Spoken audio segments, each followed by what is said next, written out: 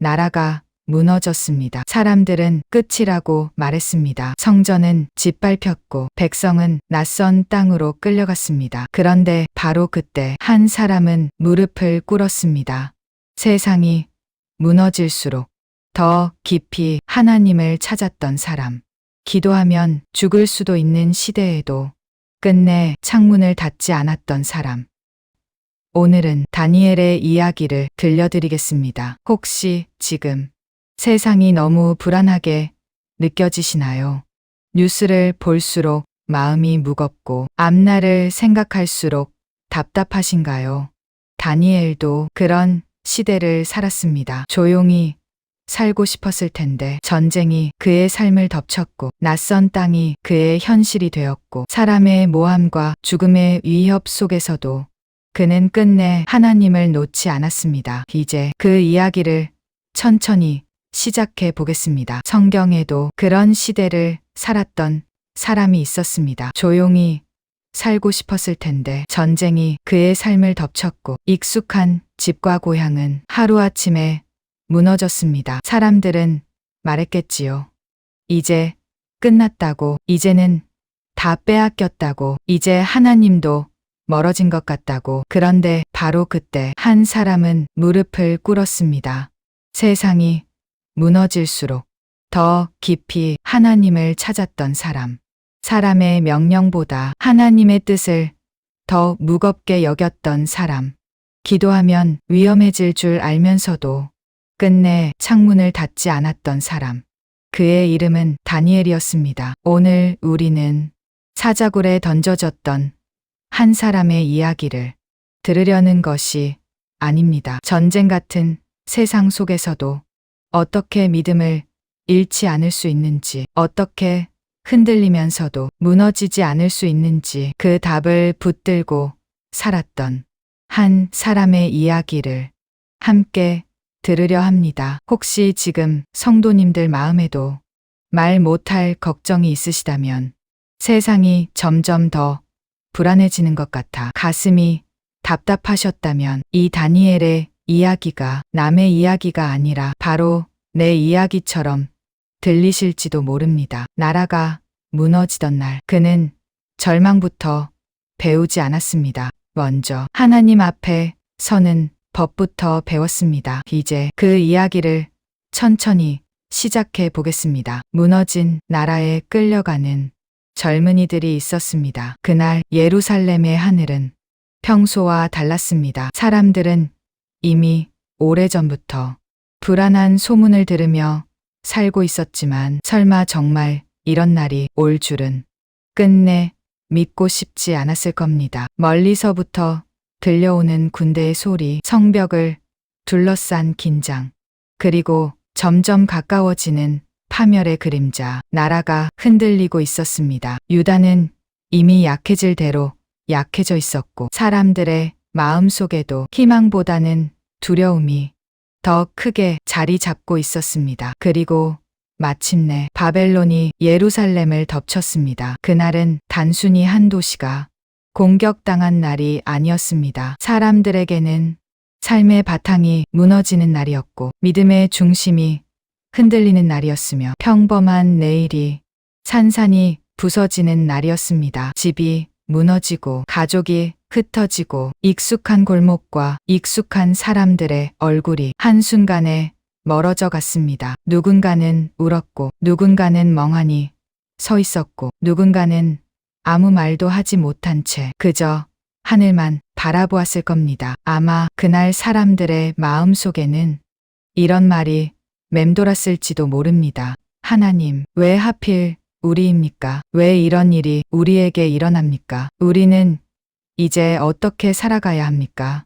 바로 그 무너짐 한가운데 젊은 다니엘도 있었습니다. 그는 아직 인생을 다 살아 보지도 못한 사람이었습니다. 앞으로 어떤 길을 걷게 될지, 무슨 일을 하게 될지, 어떤 가정을 이루게 될지, 무슨 꿈을 품게 될지 아직 펼쳐지지 않은 날들이 많았던 사람이었습니다. 그런데 그 모든 날들이 전쟁 앞에서 갑자기 멈춰 버렸습니다. 전쟁은 참 무섭습니다. 단지 땅만 빼앗는 것이 아니라 사람의 시간도 빼앗고 사람의 꿈도 빼앗고 마음속 평안까지 쓸어 가 버리니까요. 다니엘도 그걸 똑같이 겪었습니다. 그는 이제 고향을 떠나야 했습니다. 자기가 원해서가 아니었습니다. 준비가 되어 있어서도 아니었습니다. 그저 시대가 그를 밀어냈고 전쟁이 그의 삶을 끌고 가 버린 것입니다. 바벨론은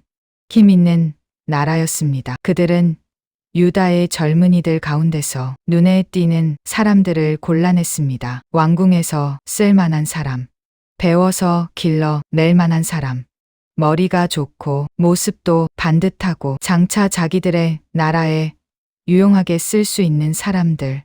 다니엘도 그 가운데 있었습니다. 생각해 보면 이건 참 아이러니한 일입니다. 나라가 망한 날, 어떤 젊은이는 목숨을 잃고, 어떤 젊은이는 가족을 잃고, 어떤 젊은이는 포로가 되어 끌려갑니다.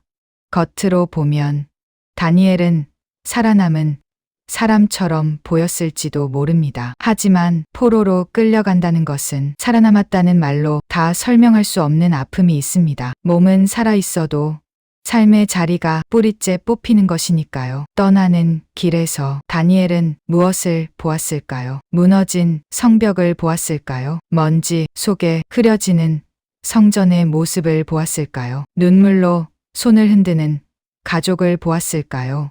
아니면 아무 말 없이 고개를 숙인 사람들의 등을 보았을까요?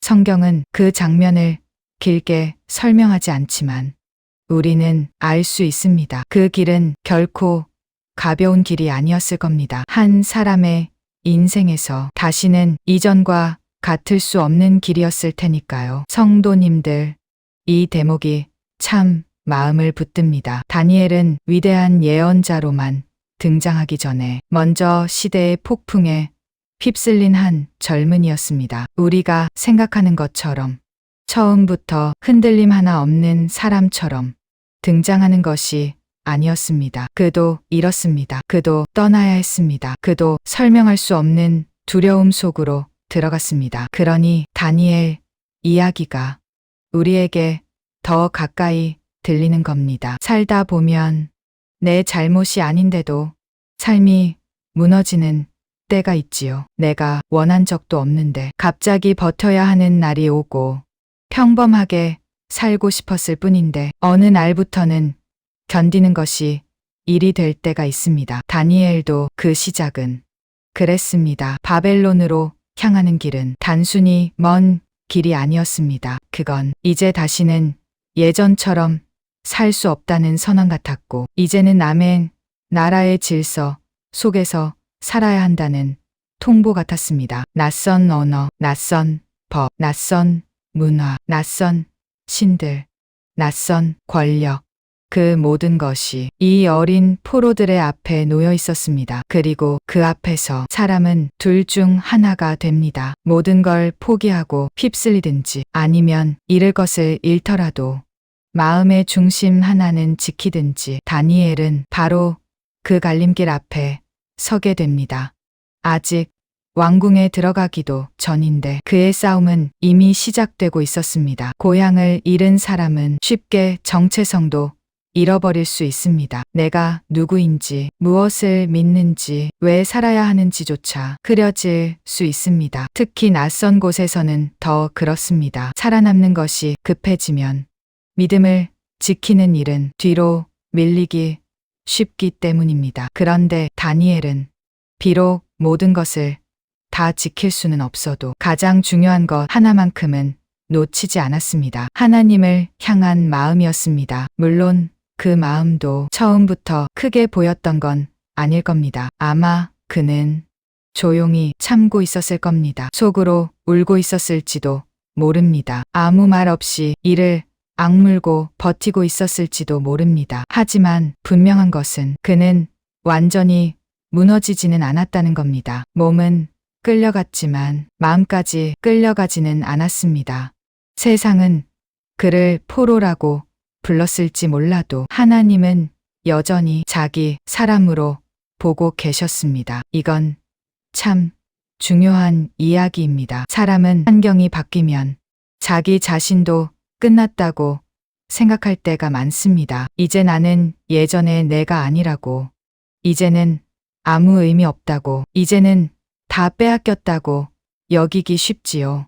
그런데 하나님은 그 무너진 자리에서도 여전히 사람을 붙드십니다. 오히려 때로는 가장 어두운 자리에서 하나님의 이야기가 다시 시작되기도 합니다. 다니엘의 인생이 그랬습니다. 나라가 무너진 그날은 그의 인생이 끝나는 날처럼 보였지만 하나님께는 오히려 새로운 이야기가 시작되는 날이었습니다. 물론 다니엘은 그걸 그 순간엔 몰랐을 겁니다. 우리는 늘 지나고 나서야 알게 되니까요. 그때는 왜 이런 일이 내게 왔는지 모르고, 왜 하필 지금인지 모르고, 왜 이렇게까지 무너져야 하는지 모르지만 나중이 되어서야 하나님이 여기서도 일하고 계셨구나. 그걸 조금씩 깨닫게 되지요. 다니엘도 아마 그랬을 겁니다. 끌려가던 그 길에서 그는 미래를 다 알지 못했습니다. 자기가 왕궁에 서게 될지, 왕의 꿈을 풀게 될지, 사람들의 질투를 받게 될지, 사자굴에 던져지게 될지 아무것도 몰랐습니다. 그저 하나만 알았을 겁니다. 나는 지금 전혀 원하지 않던 길 위에 서 있다는 것. 그리고 바로 그 지점에서 믿음은 시작됩니다. 다 이해해서 믿는 것이 아니라 아무것도 보이지 않아도 하나님을 놓지 않는 것. 그 믿음이 다니엘 안에서 자라고 있었습니다. 성도님들, 다니엘의 이야기가 깊은 이유는 그가 특별한 능력을 가진 사람이라서만이 아닙니다. 무너지는 시대를 살면서도 같이 무너지지 않았다는 데 있습니다. 나라가 무너졌는데 마음까지 같이 무너지지는 않았고, 고향을 잃었는데 하나님까지 잃어버리지는 않았고, 포로가 되었는데 영혼까지 포로가 되지는 않았습니다. 이게 다니엘 이야기의 시작입니다. 그리고 이제 그를 기다리고 있는 다음 시험은 전쟁보다 조금 더 조용하고 조금 더 교묘한 모습으로 다가옵니다. 칼과 군대가 아니라 왕궁의 편안함으로 그의 믿음을 흔들기 시작합니다. 다음 이야기에서 다니엘은 바벨론 왕궁 안으로 들어갑니다. 모든 것이 화려해 보이는 그곳에서 그는 또 한 번 중요한 결심 앞에 서게 됩니다. 세상은 늘 큰 위협으로만 사람을 무너뜨리지 않습니다. 가끔은 편안함으로도 사람의 믿음을 흔듭니다. 왕궁으로 들어간 포로.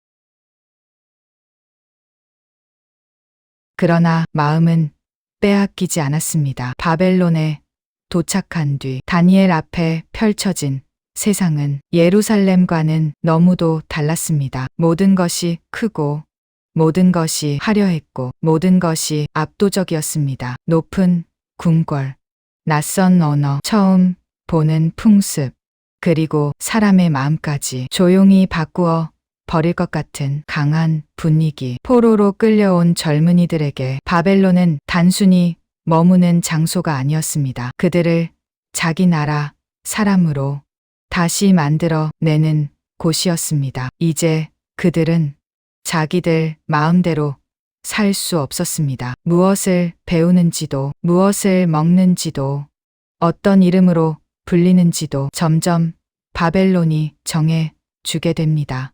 그렇게 보면 전쟁은 끝난 것 같아도 사실 진짜 싸움은 이제부터 시작된 것이었습니다. 칼에 죽지 않았다고 해서 끝난 게 아니었습니다. 이제는 눈에 보이지 않는 방식으로 한 사람의 중심을 빼앗는 일이 시작되고 있었으니까요.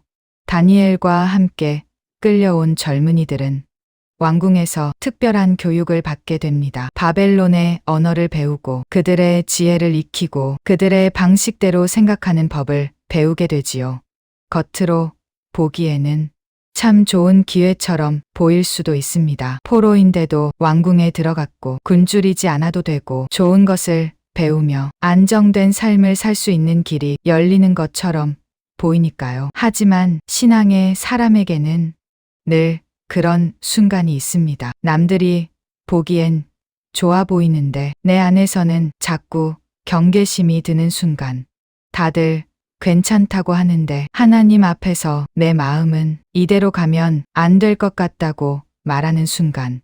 다니엘에게 지금이 바로 그런 시간이었습니다. 특히 왕이 내려주는 음식은 그냥 밥 한 끼가 아니었습니다. 그건 왕의 은혜였고 왕궁의 질서였고 바벨론이 포로에게 내미는 달콤한 손길이었습니다. 받아들이면 편해질 수 있었습니다. 굳이 부딪히지 않아도 됐고 괜히 눈에 띄지 않아도 됐고 조용히 적응하며 살아남을 수도 있었습니다. 사실 많은 사람들은 그 길을 선택했을지도 모릅니다. 살아남는 것도 중요하니까요. 괜히 고집 부리다가 더 힘들어질 필요는 없다고 그렇게 생각했을 수도 있습니다. 그런데 다니엘은 그 자리에서 조용히 뜻을 정합니다. 성경은 짧게 말하지만 그 짧은 말 속에는 참 깊은 결심이 들어 있습니다. 그는 자신을 더럽히지 않겠다고 마음먹었습니다. 참 이상하지요.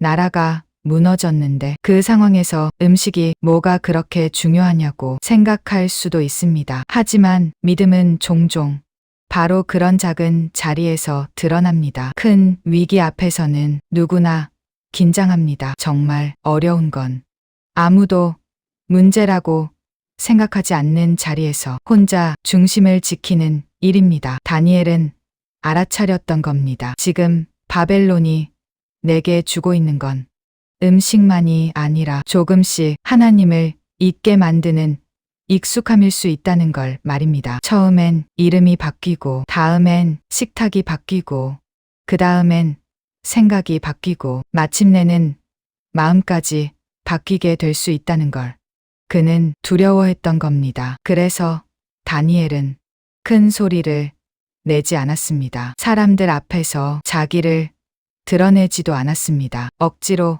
반항하거나 분노를 쏟아내지도 않았습니다. 그는 조용히 그러나 분명하게 자기 마음의 선을 그었습니다. 이건 참 중요합니다. 믿음을 지키는 사람은 언제나 시끄럽게 싸우는 사람이 아닙니다. 오히려 정말 강한 사람은 자기 안에서 무너져서는 안 될 것을 조용히 지키는 사람입니다. 다니엘은 바로 그런 사람이었습니다. 겉으로는 포로였지만 속으로는 무릎 꿇지 않았습니다.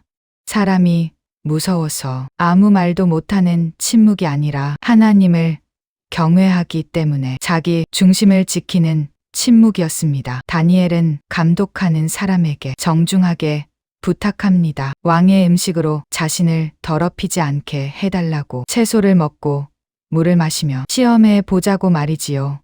얼마나 조심스러웠겠습니까? 잘못하면 거절당할 수도 있고 괜히 문제를 일으키는 사람으로 보일 수도 있고 감독하는 사람에게까지 위험이 될 수 있는 일이었습니다. 그래서 이 장면이 더 귀합니다. 다니엘은 믿음을 지키면서도 사람을 함부로 몰아붙이지 않았습니다. 자기 확신은 있었지만 태도에는 거칠음이 없었습니다. 이 지혜가 참 놀랍습니다. 믿음이 강한데 태도는 부드럽고 중심은 단단한데 말투는 거슬리지 않고 양보할 수 없는 부분은 지키되 상대를 불필요하게 자극하지 않는 지혜.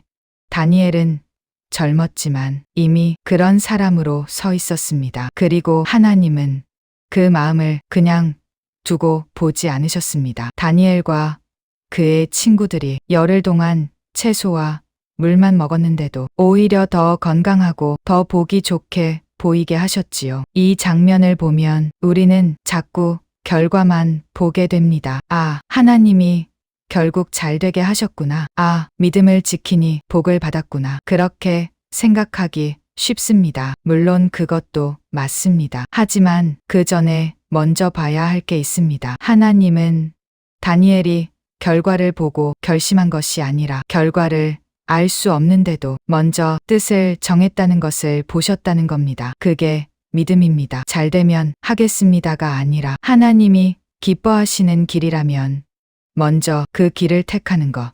손해 보지 않을 확신이 있어서가 아니라 주님을 잃고 싶지 않아서 그 길을 고르는 것.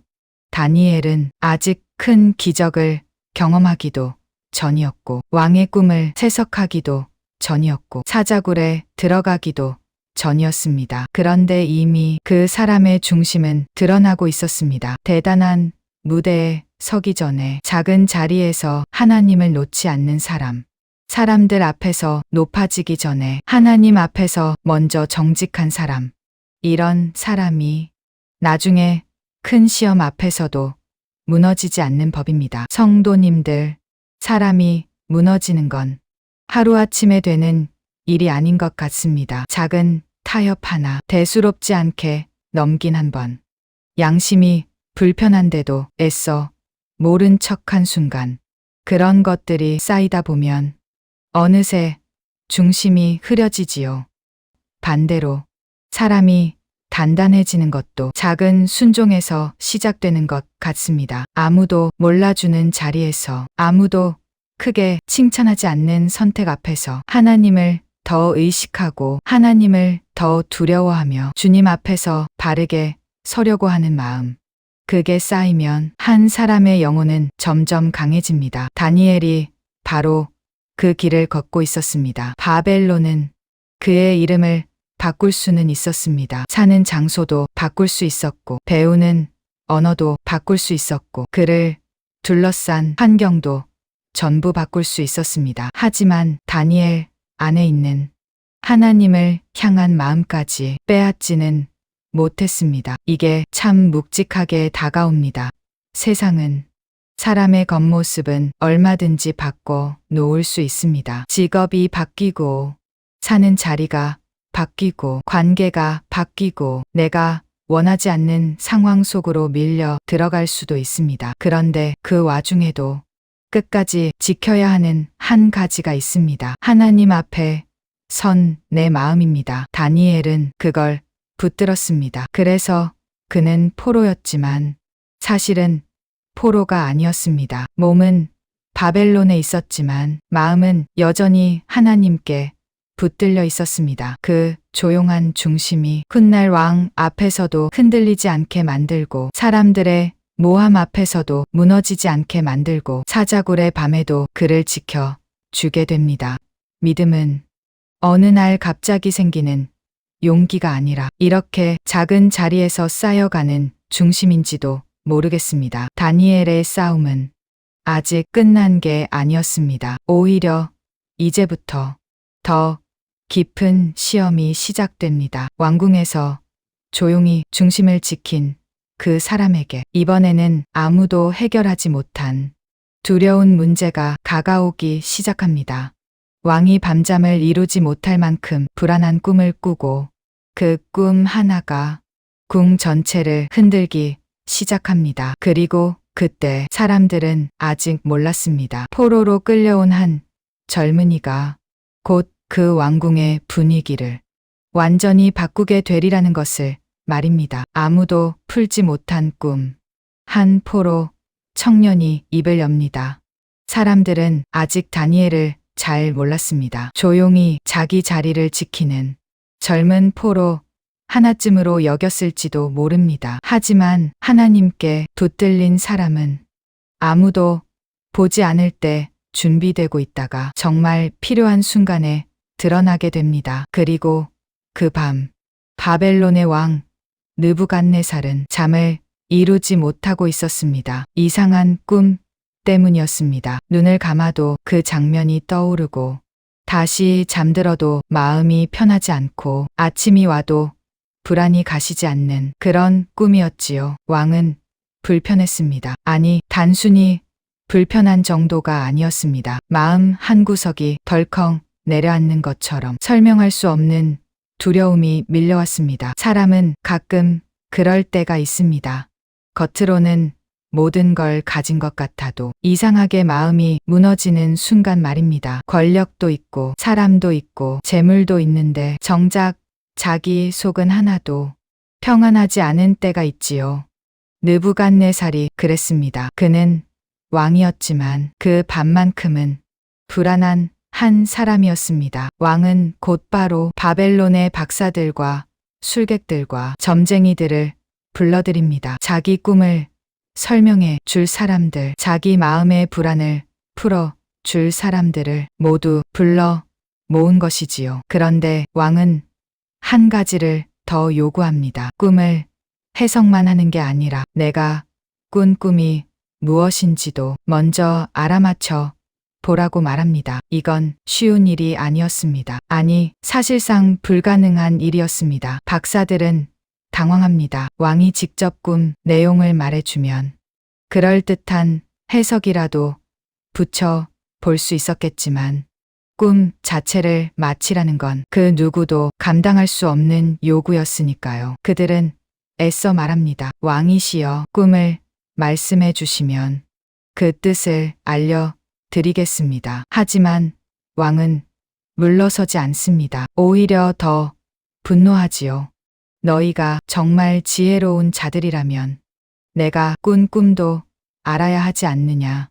그렇게 몰아붙입니다. 왕궁 안의 공기가 순식간에 싸늘해집니다. 사람들의 얼굴빛이 변하고 누군가는 입술이 바짝 마르고 누군가는 이미 죽음을 예감했을지도 모릅니다. 결국 왕은 명령을 내립니다. 바벨론의 지혜자들을 모두 죽이라는 것이었습니다. 참 무서운 장면입니다. 왕 한 사람의 불안이 수많은 사람의 목숨을 위태롭게 만들었습니다. 세상 권력은 종종 그렇습니다. 자기 속 두려움을 해결하지 못하면 그 불안을 남에게 휘두르곤 하지요. 그리고 그 칼날은 다니엘에게까지 향하게 됩니다. 다니엘도 죽임을 당할 사람들 가운데 들어있었기 때문입니다. 그는 아직 왕 앞에 선 적도 없었고 무언가 큰일을 한 적도 없었습니다. 그저 바벨론의 왕궁에 있는 한 젊은 포로일 뿐이었지요. 그런데 갑자기 죽음이 코앞까지 다가온 겁니다. 참 억울한 일이지요. 내가 잘못한 것도 아닌데 남의 문제 때문에 내 삶이 한순간에 흔들릴 때가 있습니다. 열심히 버티며 살아왔는데 전혀 예상하지 못한 일 하나가 삶 전체를 뒤흔들어 놓을 때가 있습니다. 다니엘이 바로 그 자리에 서게 된 것입니다. 그런데 여기서 다니엘의 태도가 참 놀랍습니다. 그는 당황해서 무너지지 않습니다. 억울하다고 소리치지도 않고 살려달라고 매달리기만 하지도 않습니다. 먼저 상황을 묻습니다. 대체 무슨 일이 일어난 것인지, 왜 이런 명령이 내려졌는지 차분하게 알아보지요. 이게 다니엘입니다. 큰 일이 닥칠수록 먼저 중심을 잃지 않는 사람. 불안이 크다고 해서 같이 정신이 흔들려 버리지 않는 사람. 그는 왕에게 시간을 달라고 청합니다. 그리고 그 시간을 얻자마자 가장 먼저 어디로 향했을까요? 사람을 찾아간 게 아니었습니다. 자기의 힘을 계산한 것도 아니었습니다. 하나님 앞으로 갔습니다. 친구들과 함께 하나님의 긍휼을 구하며 기도하기 시작합니다.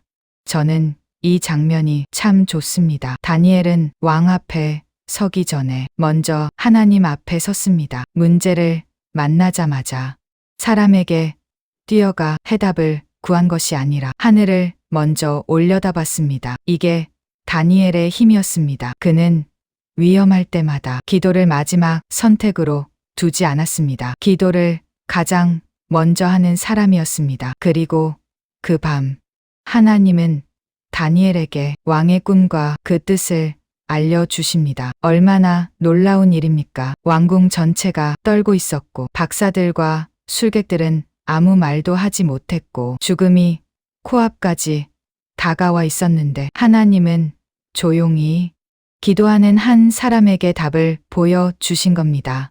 그 순간 다니엘이 한 행동이 또 아름답습니다. 곧장 왕 앞에 달려가지 않았습니다. 먼저 하나님을 찬양합니다. 지혜와 능력이 하나님께 있고 때와 계절을 바꾸시는 분도 하나님이시고 왕들을 세우기도 하시고 내리기도 하시는 분도 하나님이시며 깊고 은밀한 일을 나타내시는 분도 하나님이시라고 감사와 찬양을 올려드립니다. 이게 참 중요합니다. 다니엘은 답을 얻자마자 자기 능력을 자랑하지 않았습니다. 내가 해냈다고 하지 않았고, 내가 특별하다고 하지 않았습니다. 그는 처음부터 끝까지 하나님을 드러냈습니다. 이런 사람이 귀합니다. 요즘은 조금만 잘 되어도 사람이 자기 이름부터 드러내기 쉬운데 다니엘은 달랐습니다. 그는 사람들 앞에 서기 전에 하나님께 영광을 돌릴 줄 아는 사람이었습니다. 그리고 마침내 다니엘은 왕 앞에 서게 됩니다. 생각해 보십시오. 포로로 끌려온 젊은이가 바벨론의 가장 강한 왕 앞에 선 겁니다. 긴장되지 않았겠습니까? 마음이 떨리지 않았겠습니까? 하지만 다니엘은 그 자리에서도 자기 이름을 높이지 않습니다. 왕에게 분명하게 말합니다. 왕이 물으신 그 은밀한 것은 박사들도 술객들도 점쟁이들도 알려줄 수 없습니다. 다만 하늘에 계신 하나님께서 은밀한 것을 나타내신다고 말이지요. 얼마나 담대합니까? 그러면서도 얼마나 정확합니까? 다니엘은 왕의 기분을 맞추지 않았고 거짓으로 꾸며 말하지도 않았고 사람의 권세 앞에서 하나님의 이름을 숨기지도 않았습니다. 그는 담대하지만 거칠지 않았고 겸손하지만 위축되지 않았습니다. 그런 태도는 하루아침에 나오는 게 아닙니다. 작은 순종이 쌓이고 기도가 쌓이고 하나님 앞에 정직했던 시간이 쌓여야 그런 담대함이 생기는 법입니다. 그리고 다니엘은 왕이 꾼 꿈을 말해줍니다. 크고 두려운 신상, 금과 은과 놋과 쇠, 그리고 결국 무너져 내릴 인간 제국들. 한마디로 말하면 세상의 나라들은 영원하지 않다는 뜻이었습니다. 아무리 강한 권력이라도, 아무리 높아 보이는 제국이라도 하나님 앞에서는 영원하지 않다는 선언이었지요. 왕은 충격을 받습니다. 자기 꿈을 마쳤고 그 해석까지 정확하게 전하는 이 젊은 포로 앞에서 왕은 무릎이 꺾일 수밖에 없었습니다. 왕은 다니엘을 높입니다. 상도 주고 높은 자리도 맡기고 존귀한 대접도 하지요.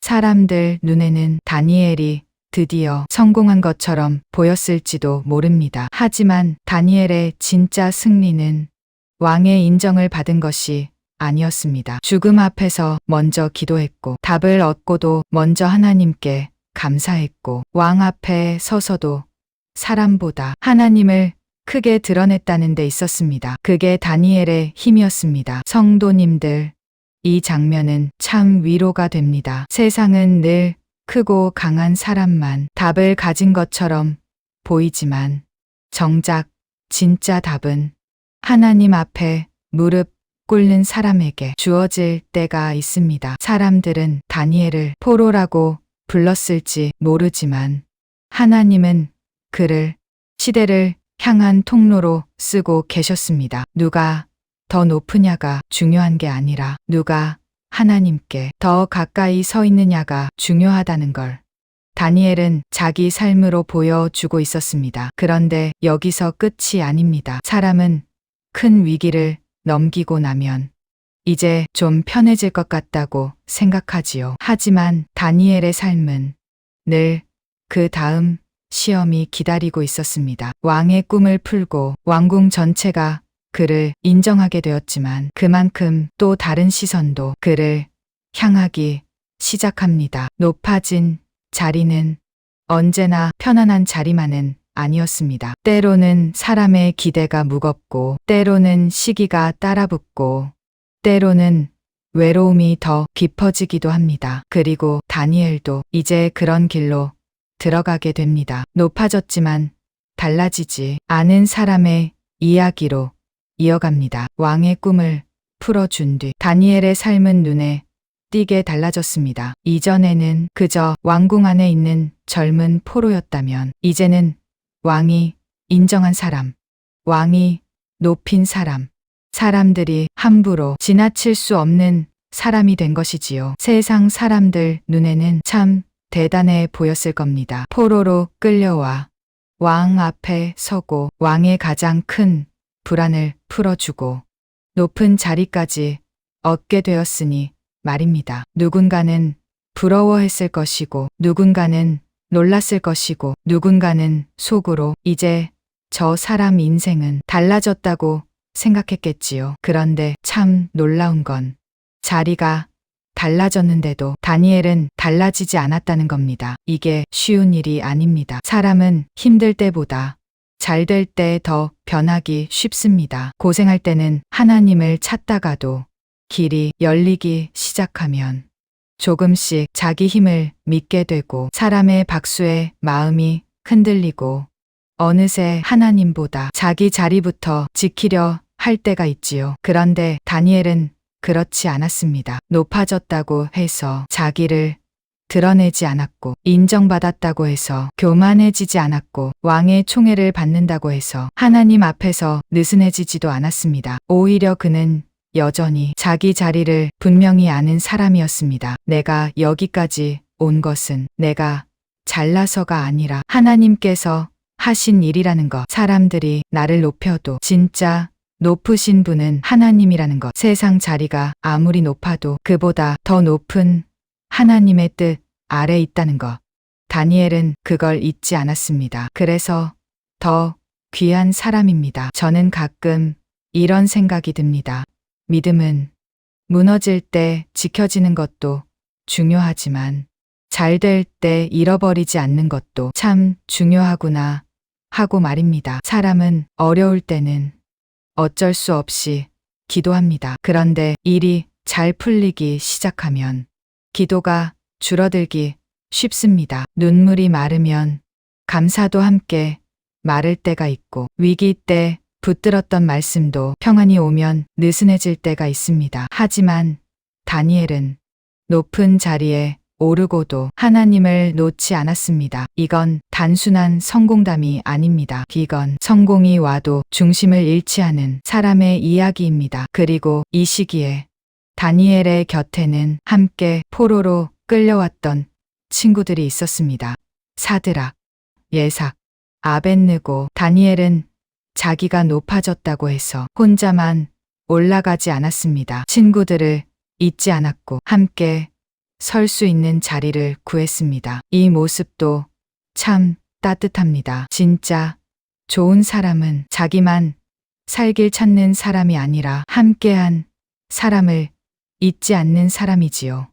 다니엘은 그렇게 왕궁 안에서 점점 자리를 잡아갑니다. 하지만 성도님들, 사람들이 겉으로 보는 성공과 그 사람 안의 외로움은 늘 같은 게 아닙니다. 겉으로는 높아졌어도 속으로는 더 외로워질 수 있습니다. 오히려 자리가 높아질수록 함부로 마음을 나눌 사람은 줄고, 사람들의 눈길은 더 많아지고, 조금만 실수해도 더 크게 흔들릴 수 있으니까요. 다니엘도 아마 그랬을 겁니다. 그는 바벨론에서 인정받았지만 결코 바벨론 사람이 된 것은 아니었습니다. 왕궁에 있었지만 마음 깊은 곳에는 여전히 잃어버린 고향이 남아 있었을 겁니다. 높은 자리에 올랐지만 하나님 백성의 아픔을 잊지는 못했을 겁니다. 사람들은 그를 성공한 사람이라고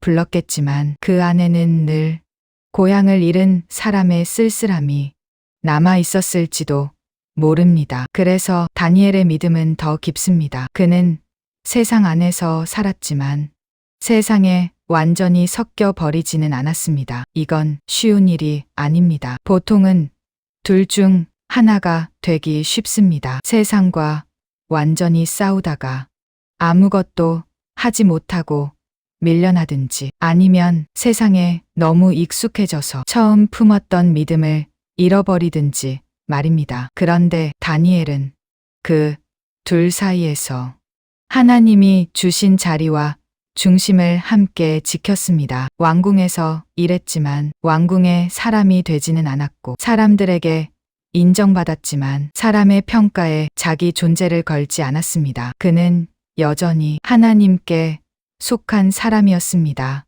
성도님들, 저는 이 부분이 시니어 세대 마음에도 깊이 닿을 것 같습니다. 인생을 오래 살다 보면 자리가 바뀌기도 하고 형편이 바뀌기도 하고 사람들의 대우도 달라지지요. 어떤 때는 내가 낮아질 때도 있고 어떤 때는 생각보다 높아질 때도 있고 어떤 때는 주변에서 나를 크게 보기도 합니다. 그런데 결국 중요한 건 내가 어디에 있느냐보다 내 마음이 누구 앞에 서 있느냐인 것 같습니다. 다니엘은 그걸 놓치지 않았습니다. 그래서 그 사람은 높아졌어도 흔들리지 않았고 인정받아도 가벼워지지 않았고 외로워도 무너지지 않았습니다. 하지만 믿음의 사람에게 성공이 끝은 아닙니다. 때로는 하나님께서 우리를 높이신 뒤에 그 높아진 자리에서 진짜 중심이 무엇인지 다시 시험하실 때가 있습니다. 그리고 다니엘의 시대에도 그런 시험은 곧 찾아옵니다. 이번에는 조용한 유혹이 아니라 훨씬 더 뜨겁고 훨씬 더 공개적인 시험이었습니다. 왕이 거대한 금 신상을 세우고 모든 사람에게 그 앞에 절하라고 명령하기 시작한 것입니다. 이제 믿음은 마음속 결심만으로는 충분하지 않은 자리로 들어갑니다. 이번에는 서 있느냐, 무릎 꿇느냐, 그 선택이 사람들 앞에서 드러나게 됩니다. 그리고 그 시험의 한가운데에 다니엘의 친구들이 서게 됩니다. 불 속으로 들어간 세 사람. 그리고 다니엘의 시대 이야기 속으로 들어가 볼게요. 바벨론 왕은 자기 꿈 속에서 제국들이 결국 무너질 것을 들었지만 사람의 마음은 참 이상합니다. 하나님의 경고를 들은 뒤에도 겸손해지기보다 더 스스로를 높이려 할 때가 있습니다. 느부갓네살이 그랬습니다. 그는 거대한 금 신상을 세웁니다. 멀리서도 보일 만큼 높고 사람들이 한눈에 압도될 만큼 크고 누구든 그 앞에서 감히 고개를 들기 어렵게 만드는 거대한 신상이었습니다. 그리고 명령을 내립니다. 나팔 소리와 여러 악기 소리가 들리면 모든 사람은 그 신상 앞에 엎드려 절하라는 것이었습니다. 만약 절하지 않으면 즉시 타는 풀무불 속에 던져 버리겠다고 말이지요. 참 무서운 시대입니다. 믿음을 지킨다는 것이 그저 마음속으로만 조용히 버티는 게 아니라 정말 목숨을 걸어야 하는 일이 되는 시대 말입니다. 사람들은 아마 다 알았을 겁니다. 이건 단순한 예절이 아니구나. 이건 줄을 서라는 명령이구나. 누구 편인지 보여주라는 강요구나 하고 말입니다. 그래서 많은 사람들은 소리가 울리자마자 곧바로 엎드렸습니다. 눈치도 봤을 것이고 살아야 하니까 따라했을 것이고 한 번쯤은 괜찮겠지 하고 자기 마음을 달랬을 수도 있습니다. 세상은 늘 그렇게 말합니다. 한 번쯤이야 괜찮다고 겉으로만 맞춰 주면 된다고 마음만 하나님께 있으면 됐지. 굳이 그렇게까지 할 필요 있느냐고 말이지요. 그런데 다니엘의 친구들 사드락과 메삭과 아벳느고는 그 자리에 서 있었습니다. 모두가 무릎을 꿇을 때 그들은 꿇지 않았습니다. 모두가 엎드릴 때 그들은 끝까지 서 있었습니다. 그 장면을 상상해 보십시오. 수많은 사람들이 일제히 엎드린 자리, 먼지까지 가라앉은 것 같은 침묵. 그 속에서 세 사람만 그대로 서 있는 모습. 얼마나 눈에 띄었겠습니까? 얼마나 위험했겠습니까? 그들은 모를 리 없었습니다. 지금 이 선택이 자기 목숨을 앗아갈 수도 있다는 걸 말입니다. 그런데도 서 있었습니다. 왜였을까요? 그들이 특별히 강심장이어서가 아니었을 겁니다. 두렵지 않아서도 아니었을 겁니다. 아마 누구보다 떨렸을 겁니다. 가슴이 쿵쾅거렸을 것이고 몸도 굳어 있었을 겁니다. 하지만 그들은 두려움보다 하나님을 더 크게 여긴 것입니다. 이게 믿음입니다. 두려움이 없는 상태가 아니라 두려움 속에서도 하나님을 놓지 않는 것. 결국 이 일은 왕의 귀에 들어갑니다. 사람들은 기다렸다는 듯이 세 사람을 고발하지요. 사람의 모함은 늘 그렇습니다. 평소에는 조용히 지켜보다가 넘어뜨릴 기회가 보이면 그때부터 더 크게 들이밀지요. 왕은 분노합니다. 한 나라의 왕이 자기 명령을 거역당했다는 사실을 참을 수 없었던 것입니다. 세 사람을 불러놓고 다시 한 번 기회를 줍니다. 다시 악기 소리가 울릴 때 저라면 살려주겠다고 말합니다. 이건 사실 마지막 탈출구였습니다. 조금만 타협하면 살 수 있었습니다. 겉으로만 엎드리면 됩니다. 한 번만 맞춰 주면 됩니다. 그런데 세 사람은 놀라울 만큼 담담하게 대답합니다. 왕이시여, 이 일에 대하여 우리가 왕께 대답할 필요가 없습니다. 우리가 섬기는 하나님이 우리를 맹렬히 타는 풀무불 가운데서 능히 건져 내시겠고 왕의 손에서도 건져 내실 것입니다. 그렇게 하지 아니하실지라도 우리는 왕의 신들을 섬기지 않겠고 왕이 세운 금 신상에게 절하지 않겠습니다. 이 말이 얼마나 대단한지 모릅니다. 하나님이 건져 주실 거라고 믿는 것, 그 믿음도 귀합니다. 그런데 더 깊은 믿음은 하나님이 내 기대대로 하지 않으셔도 나는 여전히 하나님을 붙들겠다는 고백입니다. 이건 거래가 아닙니다. 살려주시면 믿겠습니다가 아니라 살려주시든 그렇지 않든 하나님은 하나님이시라는 고백입니다. 왕은 더 화가 납니다. 풀무불을 평소보다 더 뜨겁게 하라고 명령합니다. 그 불길이 얼마나 강했는지 세 사람을 던지러 간 군사들까지 불길에 타 죽을 정도였습니다. 그리고 결국 사드락과 메삭과 아벳느고는 결박된 채 불 속으로 던져집니다. 여기서 사람들은 늘 묻습니다. 하나님을 믿는 사람에게 왜 이런 일이 생길까요? 왜 믿음을 지킨 사람에게 오히려 더 뜨거운 불이 기다리고 있을까요? 정말 그렇습니다. 믿음은 늘 편안한 길만 약속하지 않습니다. 때로는 믿음 때문에 더 외로운 길을 가야 하고, 때로는 믿음 때문에 사람들에게 미움을 받고, 때로는 믿음 때문에 불 속으로 들어가야 할 때도 있습니다. 하지만 이야기의 끝은 거기서 멈추지 않습니다. 왕이 불 속을 들여다보다가 갑자기 놀랍니다. 분명 세 사람을 던졌는데 불 가운데 네 사람이 보였기 때문입니다. 그것도 결박이 풀린 채 멀쩡히 걸어 다니고 있었습니다. 그리고 그 네 번째 사람의 모습은 너무도 특별해 보였지요. 왕은 급히 세 사람을 불 밖으로 불러냅니다. 그러자 놀라운 일이 벌어집니다. 그들의 몸에는 불탄 흔적이 없었습니다. 머리털도 그을리지 않았고 옷도 타지 않았고 불 냄새조차 나지 않았습니다. 이 장면이 참 위로가 됩니다. 하나님은 사람들이 불에 들어가지 않게만 하시는 분이 아니라 불 가운데서도 함께 계시는 분이라는 걸 보여주셨기 때문입니다. 우리 삶도 비슷하지 않습니까? 기도한다고 해서 늘 풀무불이 없어지는 것은 아니지요. 어떤 날은 여전히 뜨거운 문제 한가운데 서 있고, 여전히 사람들의 말이 아프고, 여전히 상황은 타들어가는 것 같은데, 그래도 무너지지 않는 이유가 있습니다. 하나님이 함께 계시기 때문입니다.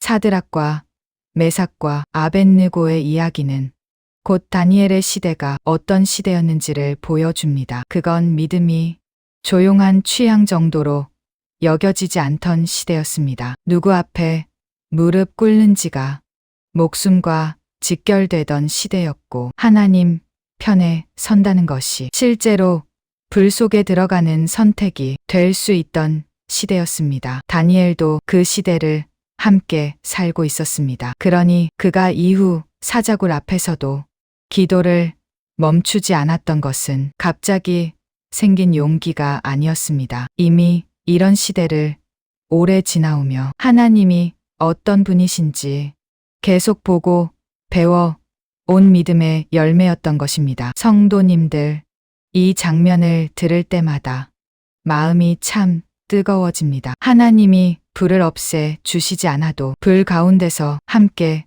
계실 수 있다는 것. 사람은 우리를 결박해서 던질 수 있어도 하나님은 그 결박을 풀어 버리실 수 있다는 것. 그리고 세상이 우리를 삼키려 할 때에도 하나님의 임재는 그 한복판까지 들어오실 수 있다는 것 말입니다. 하지만 제국은 이 사건 하나로 곧바로 겸손해지지 않았습니다. 사람도 그렇습니다. 기적을 보고도 완전히 변하지 않을 때가 있고 하나님의 손길을 보고도 다시 교만해질 때가 있습니다. 세상 권력은 여전히 흔들리고 있었고 하나님은 계속해서 한 시대의 끝과 새로운 시작을 보여주고 계셨습니다. 그리고 얼마 지나지 않아 또 하나의 밤이 찾아옵니다. 이번에는 불이 아니라 한 줄의 글씨가 왕궁 전체를 떨게 만드는 밤이었습니다. 벽에 쓰인 글씨, 이제 심판의 밤이 되었습니다. 시간은 흘렀고 왕도 바뀌고 제국의 공기도 조금씩 달라지고 있었습니다. 하지만 세상이 바뀐다고 해서 사람의 교만이 함께 사라지는 것은 아니지요. 바벨론은 여전히 화려했고 사람들은 여전히 강한 나라라고 믿고 있었고 왕궁은 여전히 빛나고 있었습니다. 그런데 겉이 화려하다고 해서 속까지 안전한 건 아니었습니다. 어느 날 밤 벨사살 왕은 큰 잔치를 벌입니다. 1000명이 넘는 귀족들을 불러 모으고 술을 마시고 웃고 떠들고 자기가 누리는 권세를 마음껏 과시하는 밤이었지요. 겉으로만 보면 아무 걱정도 없어 보였을 겁니다. 왕은 여유로워 보였고 사람들은 흥겨워 보였고 왕궁의 분위기는 떠들썩하고 화려했을 것입니다. 그런데 참 이상하지요. 사람은 가장 불안할 때 가장 시끄럽게 웃기도 합니다. 속이 비어 있을수록 겉을 더 요란하게 채우려 할 때가 있습니다. 그 밤에 벨사살이 어쩌면 그랬는지도 모릅니다. 잔치가 무르익어 갈 무렵 왕은 선을 넘고 맙니다. 예루살렘 성전에서 가져온 거룩한 그릇들을 가져오라고 명령하지요. 하나님께 구별되어 있던 것들을 술잔처럼 쓰기 시작한 겁니다. 참 무서운 장면입니다. 그건 단순한 실수가 아니었습니다. 하나님을 우습게 여기고 거룩한 것을 가볍게 여기고 자기 힘이 모든 것 위에 있다고 착각하는 교만의 절정이었습니다. 그리고 바로 그때 왕궁 안의 공기가 완전히 달라집니다. 갑자기 사람의 손가락 같은 것이 나타나 벽에 글씨를 쓰기 시작합니다. 순간 웃음소리가 멎고 악기 소리도 의미를 잃고 술에 취했던 얼굴들이 한꺼번에 굳어버립니다. 왕은 그 글씨를 보는 순간 얼굴빛이 바뀝니다. 성경은 왕의 생각이 번민하고 널쩍다리 마디가 녹는 것 같고 무릎이 서로 부딪혔다고 전하지요. 얼마나 두려웠겠습니까? 조금 전까지만 해도 왕궁 전체를 자기 손안에 쥐고 있는 것 같았는데 이제는 자기 눈앞에 나타난 한 줄의 글씨조차 읽을 수 없는 사람이 되어 버린 겁니다. 이 장면이 참 묵직합니다. 사람은 모든 걸 가진 것 같아도 하나님 앞에서는 한 줄의 글씨도 읽지 못할 수 있습니다. 세상 권세는 커 보여도 하나님이 한 번 손대시면 그 화려함은 순식간에 떨림으로 바뀔 수 있습니다. 왕은 다급해집니다. 박사들을 부르고 술객들을 부르고 지혜자들을 다시 불러 모읍니다. 누구든 이 글씨를 읽고 뜻을 알려주면 높은 자리에 올려주겠다고 약속하지요. 하지만 이번에도 아무도 답을 주지 못합니다. 세상의 지혜는 늘 그렇습니다. 겉은 번듯해도 정작 가장 중요한 순간에는 마음의 두려움도 하늘의 메시지도 풀지 못할 때가 있습니다. 왕궁은 다시 술렁이기 시작합니다. 그때 왕비가 말합니다. 예전에 왕의 꿈을 풀어주었던 사람, 하나님의 영이 있는 사람, 다니엘이 있다고 말이지요. 세월이 흘렀어도 하나님께 붙들린 사람의 이름은 필요한 순간 다시 불리게 됩니다. 그리고 다니엘이 불려옵니다. 왕은 다니엘을 보며 상도 주고 높은 자리도 주고 영광도 주겠다고 말합니다. 하지만 다니엘은 그 제안을 급히 붙들지 않습니다. 선물은 왕이 가지시고 상은 다른 사람에게 주셔도 된다고 담담하게 말하지요. 이 장면이 참 다니엘답습니다. 그는 문제를 푸는 대가로 자기 가치를 올리는 사람이 아니었습니다. 하나님의 뜻을 전하는 일 앞에서 세상 보상을 먼저 계산하는 사람도 아니었습니다. 그에게 중요한 건 무엇을 받느냐가 아니라 하나님 앞에서 진실하게 말하느냐였습니다. 그리고 다니엘은 왕 앞에서 매우 담대하게 말합니다. 왕이여, 당신은 하나님 앞에서 낮아지지 않았다고. 당신은 모든 것을 알면서도 마음을 겸비하지 않았다고 말이지요. 얼마나 무거운 말입니까? 왕 앞에서, 그것도 잔치 한가운데서 이렇게 진실을 말한다는 건 쉽지 않은 일입니다. 하지만 다니엘은 두려워서 말을 줄이지 않았고 사람의 기분을 맞추느라 하나님의 뜻을 흐리지도 않았습니다. 그리고 마침내 그 벽에 글씨를 풀이합니다. 예네 데겔 우바르신. 하나님이 왕의 나라의 날수를 세어 끝나게 하셨고 왕은 저울에 달려 부족함이 보였고 나라가 나누어져 다른 민족에게 넘어가게 되리라는 뜻이었습니다. 한마디로 말하면 끝이 가까웠다는 겁니다. 왕궁은 아직 화려했지만 하나님 보시기에는 이미 무너지고 있었습니다. 성도님들, 이 장면은 오늘을 사는 우리에게도 참 생각하게 하는 힘이 있습니다. 겉은 괜찮아 보여도 속은 무너지고 있을 수 있고 사람들 앞에서는 웃고 있어도 하나님 앞에서는 이미 저울에 달리고 있을 수 있다는 것 말입니다. 그래서 사람에게 더 필요한 건 더 큰 자리나 더 많은 박수가 아니라 하나님 앞에서의 진실함인지도 모르겠습니다. 그날 밤 벨사살은 다니엘에게 약속한 대로 옷을 입히고 높은 자리를 주었지만 이미 심판은 시작된 뒤였습니다. 그리고 바로 그 밤 바벨론 왕국은 무너집니다. 참 허망하지요. 조금 전까지 잔치를 벌이던 왕궁이 하룻밤 사이에 끝나버립니다. 이게 세상의 나라입니다. 영원할 것 같아도 아닙니다. 강해 보여도 아닙니다. 마치 오래 버틸 것처럼 보여도 하나님이 아니라고 하시면 한순간에 끝날 수 있습니다. 반대로 사람 눈에 약해 보이는 믿음의 사람은 오히려 그 무너짐 속에서도 남습니다. 왕들은 지나가고 제국은 무너지고 벽에 쓴 글씨는 사라지지만 하나님께 붙든 사람은 그 밤에도 여전히 서 있었습니다. 그 사람이 바로 다니엘이었습니다. 하지만 새 나라가 들어섰다고 해서 다니엘의 시련이 끝난 건 아니었습니다. 오히려 이번에는 더 오래가고 더 아프고 더 인간적인 시험이 기다리고 있었습니다. 칼보다 아픈 시험,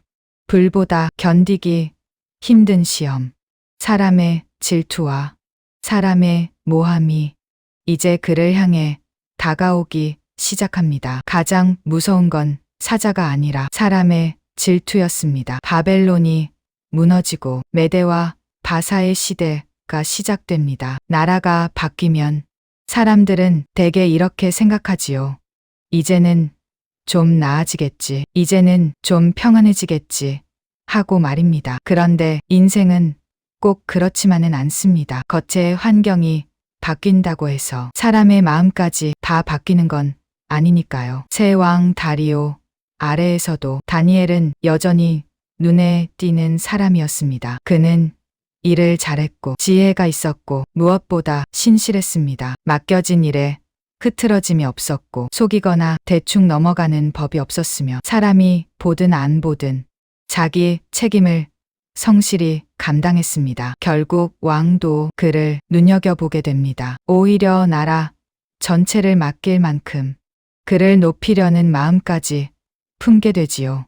그런데 사람들은 누군가 성실하고 잘 될 때 같이 기뻐해 주기보다 가만히 시기할 때가 더 많습니다. 특히 자기가 가지지 못한 신뢰를 다른 사람이 얻고 있을 때 그 마음은 더 쉽게 뒤틀립니다. 다니엘 주변의 관리들이 바로 그런 마음을 품기 시작합니다. 저 사람을 어떻게든 끌어내려야겠다. 어떻게든 흠을 찾아내야겠다. 그런 마음이 점점 커져갔던 것이지요. 그들은 다니엘을 샅샅이 살펴봅니다. 업무에서 실수를 찾으려 하고 뭔가 부정한 흔적이 없는지 보고 조금이라도 허점을 잡아내려 합니다.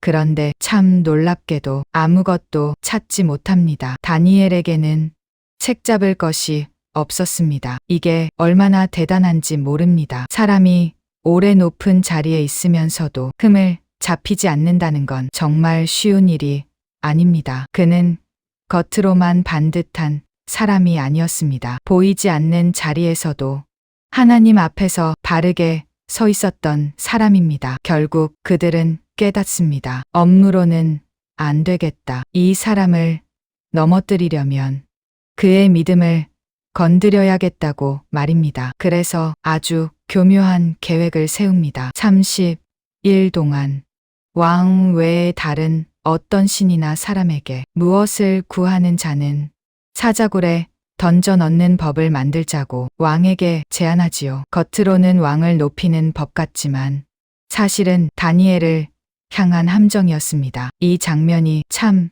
서늘합니다. 사람은 때로 상대의 잘못이 아니라 상대의 신실함 때문에 미워하기도 합니다. 그 사람이 잘못해서 공격하는 게 아니라 너무 곧아서 너무 흔들리지 않아서 그래서 오히려 눈엣 가시처럼 여겨질 때가 있습니다. 다니엘이 바로 그런 경우였습니다. 왕은 별 의심 없이 그 조서에 도장을 찍습니다. 한 번 찍힌 조서는 누구도 바꿀 수 없었습니다. 이제 상황은 분명해졌습니다. 기도하면 죽는 것입니다. 다니엘도 몰랐을 리 없습니다. 조서가 내려졌다는 것을, 자기 때문에 누군가 이런 법을 만들었다는 것을, 기도를 계속하면 결국 사자굴로 가게 된다는 것을 말입니다. 성도님들, 여기서 이야기는 더 이상 대단한 기적 이야기만이 아닙니다. 이건 아주 인간적인 순간입니다. 기도를 포기하면 살 수 있고, 기도를 지키면 죽을 수 있는 자리,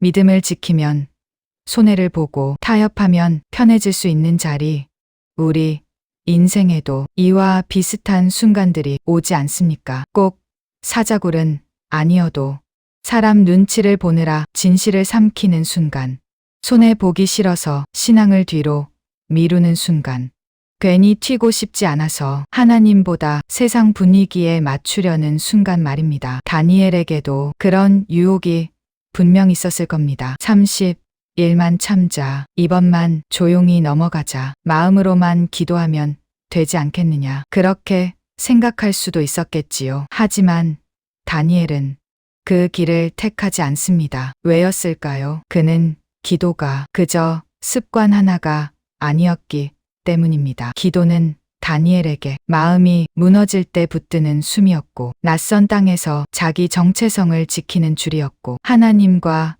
연결된 생명의 길이었습니다. 그러니 기도를 멈춘다는 건 편의 하나를 포기하는 정도가 아니라 자기 중심을 내려놓는 일이었을 겁니다. 그래서 다니엘은 사람의 법 앞에서 하나님과의 자리를 포기하지 않습니다. 여기까지 오는 동안 그는 이미 배웠던 것이지요. 왕궁의 음식 앞에서도, 왕의 꿈 앞에서도, 제국의 무너짐 앞에서도 하나님이 어떤 분이신지를 말입니다. 그래서 이제 그의 믿음은 가장 조용하면서도 가장 강한 방식으로 드러나게 됩니다. 다니엘은 자기 집으로 돌아갑니다. 그리고 예루살렘을 향한 창문을 엽니다. 그 장면이 얼마나 조용하면서도 강한지 모릅니다. 그는 사람들을 모아놓고 선언하지도 않았고, 자기 억울함을 길게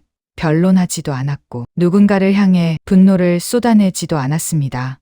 그저 이전과 같이 했습니다. 늘 하던 대로 하루 3번 무릎 무릎을 꿇고 감사하며 하나님께 기도했습니다. 이 장면에서 마음이 참 울립니다. 믿음은 때로 새롭고 거창한 행동보다 위기 앞에서도 이전과 같이 하나님께 나아가는 힘인지도 모르겠습니다. 세상이 뒤집혀도 창문을 닫지 않는 것, 사람들이 지켜보고 있어도 기도를 멈추지 않는 것, 죽음이 가까이 와도 하나님 앞에 무릎 꿇는 것, 그게 다니엘의 믿음이었습니다. 하지만 사람들은 그가 기도하기를 기다리고 있었습니다. 그리고 마침내 기회를 잡습니다. 이제 그들은 다니엘을 왕 앞에 끌고 갑니다. 왕도 그제야 자기가 덫에 걸렸다는 걸 깨닫습니다. 다니엘을 아꼈던 왕은 그를 살리려고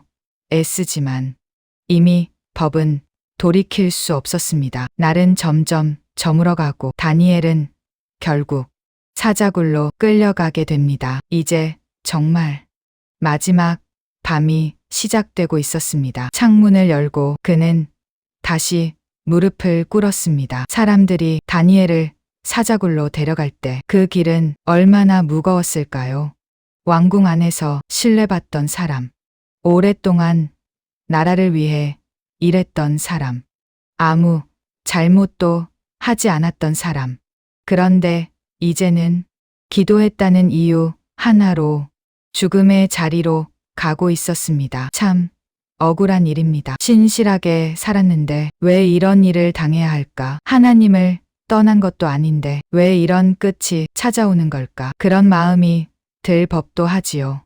왕도 괴로워합니다. 다니엘을 향해 말하지요. 내가 항상 섬기는 너의 하나님이 너를 구원하시기를 원한다고 말입니다. 왕이 보기에도 다니엘은 늘 한결같은 사람이었습니다. 위기 때만 하나님을 찾는 사람이 아니라 항상 하나님을 섬기는 사람. 그런 믿음이 왕의 눈에도 보였던 것이지요. 결국 큰 돌이 굴 입구를 막고 왕과 대신들의 인장이 찍힙니다. 이제 사람의 손으로는 아무것도 할 수 없는 밤이 시작됩니다. 사자굴의 밤.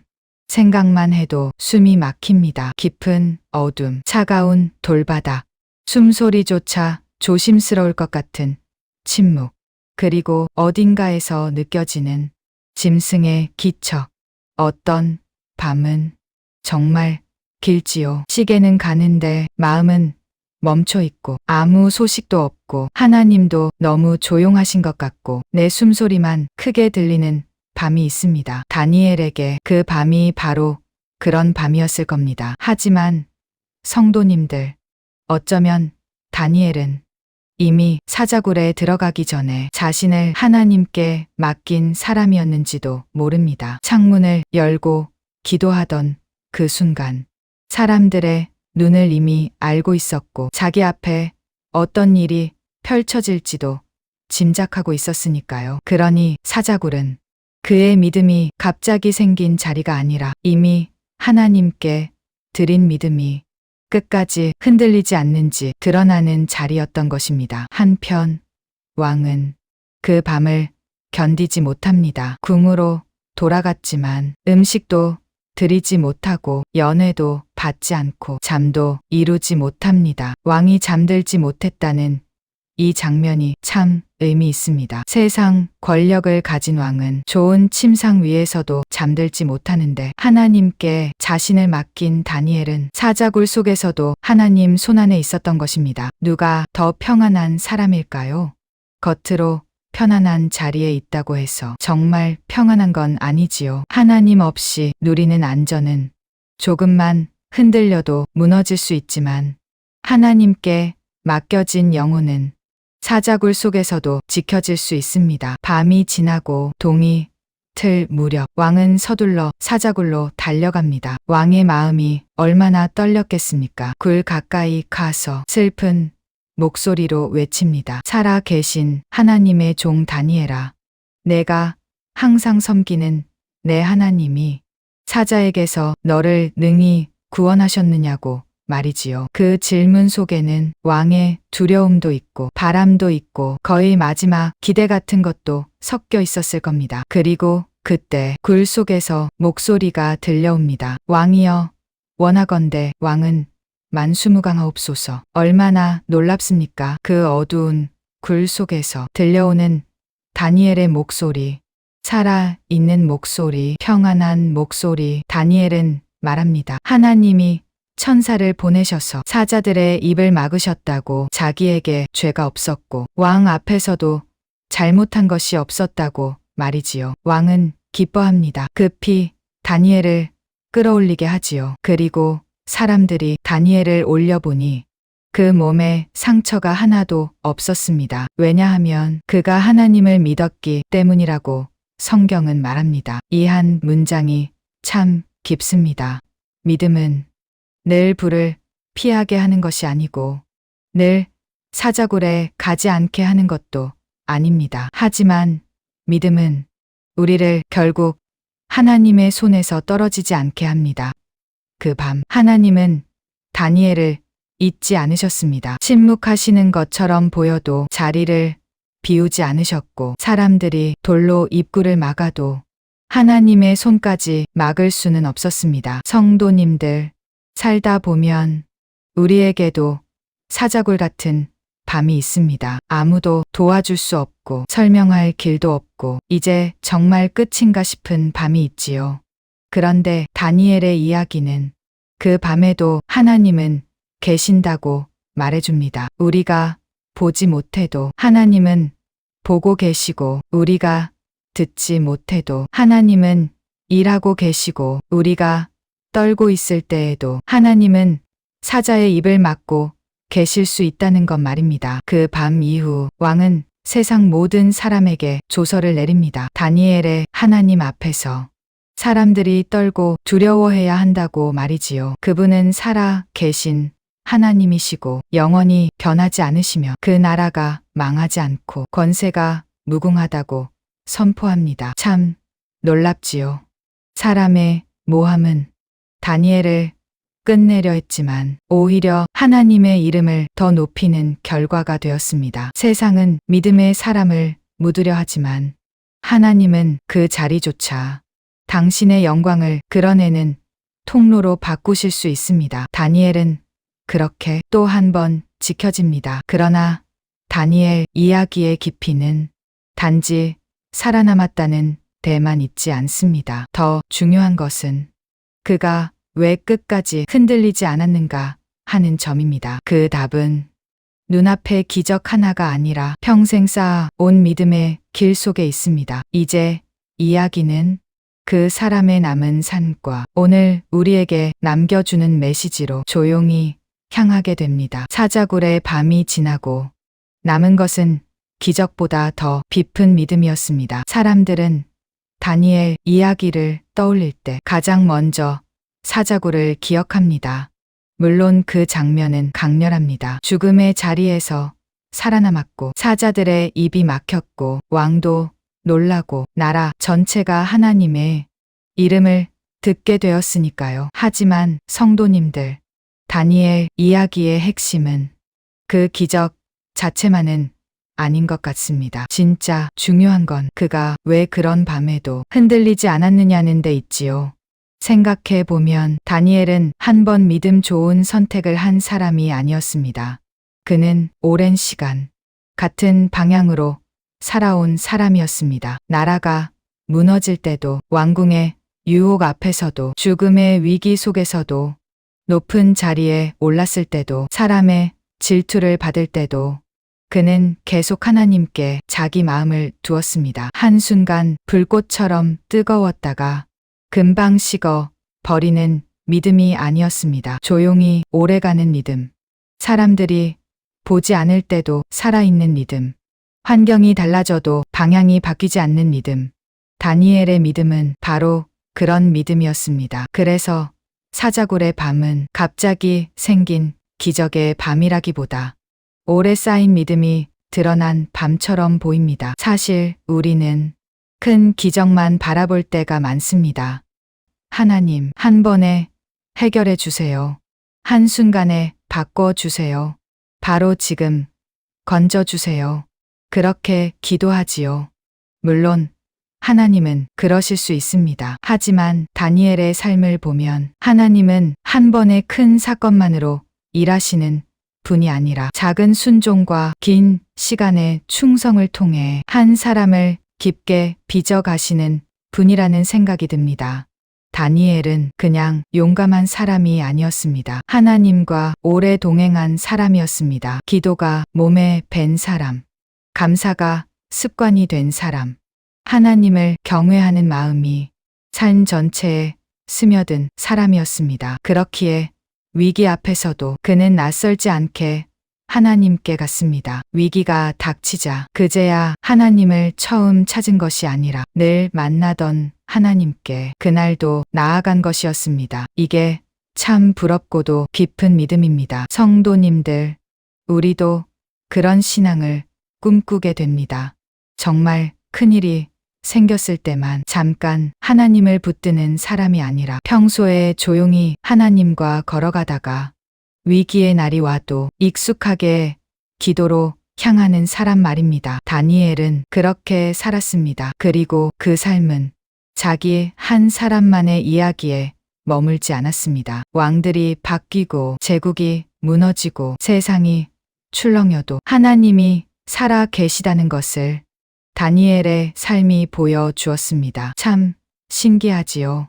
강한 군대가 하나님을 증명한 게 아니라 한 사람의 신실함이 하나님을 드러냈습니다. 큰 소리치는 권력이 세상을 바꾼 것처럼 보여도 정작 오래 남는 것은 기도하는 사람의 무릎일 때가 있습니다. 다니엘이 바로 그걸 보여줍니다. 그의 삶은 화려한 말보다 조용한 꾸준함으로 빛났습니다. 남들이 다 무릎 꿇을 때 혼자 서 있는 사람, 남들이 다 눈치 볼 때 하나님을 먼저 보는 사람, 남들이 다 포기할 때 끝까지 기도를 놓지 않는 사람, 그 한 사람이 한 시대의 방향을 바꾸기도 합니다. 성도님들, 시니어 세대가 다니엘 이야기에 깊이 끌리는 이유도 어쩌면 여기에 있는 것 같습니다. 인생을 살다 보면 한 번의 뜨거움보다 오래 버티는 것이 더 어렵다는 걸 알게 되니까요. 하루 잘 믿는 것보다 오래 흔들리지 않는 것이 더 어렵고 한순간 용감한 것보다 긴 세월 중심을 지키는 것이 더 어렵다는 걸 우리는 알고 있습니다. 다니엘은 바로 그 긴 세월의 믿음을 보여주는 사람입니다. 그래서 그의 이야기는 우리를 조용히 돌아보게 만듭니다. 나는 어떤 믿음으로 살고 있는가? 나는 위기가 오면 어디로 가는가? 나는 사람을 더 의식하며 사는가? 하나님을 더 의식하며 사는가? 내 삶의 창문은 아직 하나님을 향해 열려 있는가? 하고 말입니다. 이제 다니엘 이야기는 큰 사건들을 지나 우리 마음에 남는 질문으로 들어옵니다. 전쟁 같은 세상, 불안한 시대, 사람의 모함과 흔들리는 현실 속에서 우리는 어떻게 살아야 할까요? 그 답을 마지막으로 다니엘의 삶 전체를 바라보며 조용히 묵상해 보려 합니다. 전쟁 같은 세상에서도 끝까지 남는 믿음을 배워야 합니다. 세상은 늘 시끄럽습니다. 나라가 흔들리고 사람들의 말이 부딪히고 평화를 말하면서도 어디선가 전쟁의 소문이 들려옵니다. 오늘만 그런 것이 아닙니다. 다니엘이 살던 시대도 그랬습니다. 나라가 무너졌고 강한 제국이 사람들을 끌고 갔고 권력은 끊임없이 바뀌었고 사람들은 불안 속에서 내일을 맞이해야 했습니다. 그러니 다니엘 이야기는 그저 오래전 성경 속 인물 한 사람의 전설이 아니라 불안한 시대를 살아가는 모든 믿음의 사람에게 지금도 말을 걸어오는 이야기입니다. 다니엘은 완벽하게 안전한 시대를 살지 않았습니다. 오히려 언제 무슨 일이 벌어질지 모르는 시대를 살았습니다. 왕이 한마디 하면 사람의 목숨이 오가고 법 하나가 생기면 기도가 금지되고 질투 하나가 칼이 되고 순식간에 삶이 뒤집히는 시대였지요. 그런데도 다니엘은 끝까지 하나님을 놓지 않았습니다. 왜였을까요? 그는 하나님이 자기 형편보다 크시다는 걸 알았기 때문입니다. 왕보다 크신 분, 제국보다 오래 가시는 분, 사람의 법보다 높으신 분, 벽에 글씨를 쓰실 수도 있고 사자의 입을 막으실 수도 있는 분, 역사의 처음과 끝을 붙드시는 분이 하나님이라는 걸 믿었기 때문입니다. 그래서 다니엘은 세상이 흔들릴수록 더 하나님께 가까이 갔습니다. 사람들은 흔들리는 시대를 만나면 붙잡을 것을 찾습니다. 누군가는 돈을 붙들고, 누군가는 사람을 붙들고, 누군가는 자기 경험을 붙들고, 누군가는 세상 흐름을 계산합니다. 물론 그것도 필요할 수 있습니다. 하지만 그것들만으로는 영혼까지 지켜지지 않을 때가 많습니다. 다니엘은 하나님을 붙들었습니다. 그래서 나라를 잃고도 자기를 잃지 않았고, 포로가 되고도 영혼까지 포로가 되지 않았고, 높아져도 변질되지 않았고, 사람의 모함을 받아도 기도를 놓지 않았습니다. 성도님들, 이게 참 큰 위로입니다. 세상이 안전해야만 믿음을 지킬 수 있는 것은 아니라는 것. 형편이 다 정리되어야 하나님을 붙들 수 있는 것은 아니라는 것. 오히려 가장 어지러운 시대에도 하나님을 향한 창문 하나는 열어 둘 수 있다는 것 말입니다. 그 창문이 다니엘에게는 기도였습니다. 그리고 어쩌면 오늘 우리에게도 그렇지 않을까요? 세상이 아무리 시끄러워도 아침에 잠시 하나님을 부르는 것, 하루 중 잠깐이라도 말씀을 떠올리는 것, 사람에게 다 말하지 못한 마음을 하나님께 조용히 털어놓는 것, 그게 우리 영혼의 창문을 닫지 않는 일일지도 모릅니다. 다니엘은 거창한 사람이라서 끝까지 간 것이 아닙니다. 하루하루 하나님을 향한 방향을 놓지 않았기 때문에 끝까지 갈 수 있었던 것입니다. 그래서 이 이야기는 우리에게 거창한 흉내를 요구하지 않습니다. 다만 묻습니다. 당신의 창문은 어디를 향해 열려 있습니까? 사람입니까? 세상입니까? 불안입니까? 아니면 하나님입니까?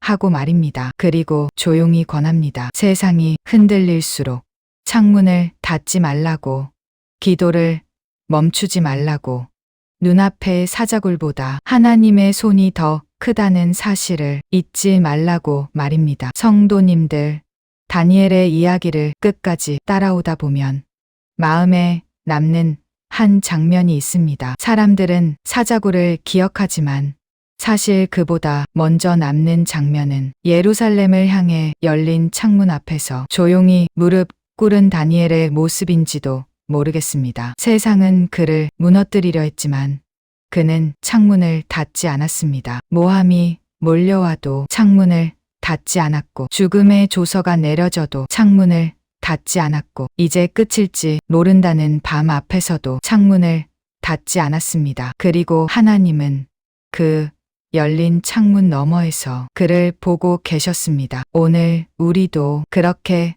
살 수 있기를 바랍니다. 가정에 걱정이 있어도, 몸이 예전 같지 않아도, 세상 소식이 불안해도, 사람에게 상처받은 마음이 남아있어도 하나님을 향한 창문만은 닫지 않는 사람, 기도를 대단히 잘하는 사람은 아닐지라도 하나님께 자꾸 마음을 가져가는 사람, 넘어져도 다시 무릎 꿇는 사람, 울면서도 하나님을 놓지 않는 사람, 그런 사람이 결국 끝까지 남는 믿음을 가진 사람일 것입니다. 왕들은 지나갑니다. 제국은 무너집니다. 전쟁의 소문도 언젠가 다른 소문으로 바뀔 것입니다. 하지만 하나님은 변하지 않으십니다. 그리고 하나님을 향해 창문을 열어둔 사람도 결코 헛되이 버려지지 않습니다. 그러니 오늘도 다니엘처럼 조용히 그러나 분명하게 하나님을 향해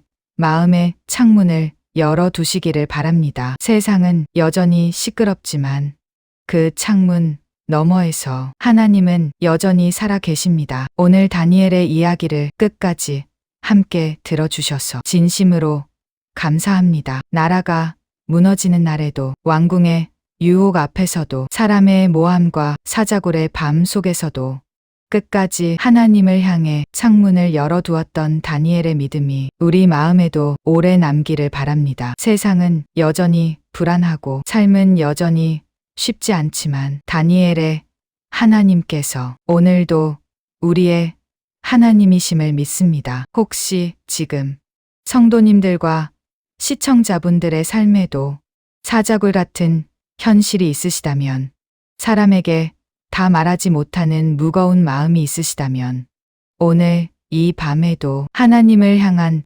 창문을 닫지 않으시기를 바랍니다. 하나님은 기도하는 사람을 외면하지 않으시고 조용히 무릎 꿇는 영혼을 잊지 않으십니다. 오늘의 이야기가 단지 한 편의 성경 오디오북으로 끝나지 않고 우리 삶 속에서 다시 기도하게 만드는 은혜의 시간이 되기를 축복합니다. 오늘 밤도 하나님의 평강 안에서 편안히 쉬시기를 바랍니다. 이 영상이 마음에 남으셨다면 구독과 좋아요로 함께 해주세요.